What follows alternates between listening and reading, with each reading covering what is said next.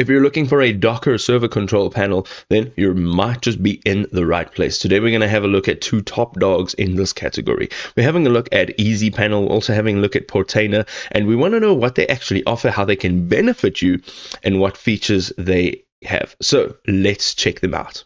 We are jumping into Easypanel now. So Easypanel offers a modern interface for deploying your apps, managing your databases, and your SSL certificates. It's powered by Docker technology and it supports multiple programming languages.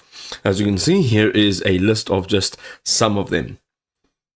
You can see also that it has flexible deployment options. So it supports Heroku, build packs, and custom Docker files for the ultimate flexibility. It also gives you GitHub integrations which enable automated CI/CD workflows, and it has direct server access for management and real-time log viewing.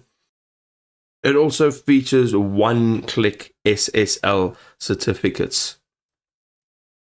You can see over here that it is industry standard relational database management systems, and it has advanced open source relational databases. It's also a popular NoSQL document database, and you can see over here it has in-memory data structure stores for caching. It also has in-browser clients for database commands, and it has automated backups for local or S3 storage.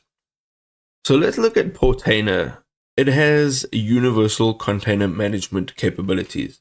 It offers a unified web user interface for managing containers across platforms.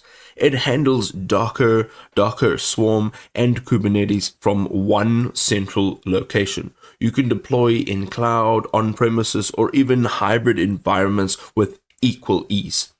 You can deploy, scale, monitor, and also configure container settings through an intuitive interface. You can also work across cloud services, local deployments, and also hybrid infrastructures. You can see over here, you can pull and push container images from Docker, Hub, or even custom repositories. You can manage image versions as well and tags through the very easy to use user interface. You can also create and configure container networks with visual tools. You can connect containers across environments seamlessly. You can manage persistent storage for containers through a unified interface, and you can also monitor volume usage as well as performance metrics quickly and easily. Let's have a look at some of their security and access controls. So they do offer role-based access. You can assign permissions based on team roles and responsibilities.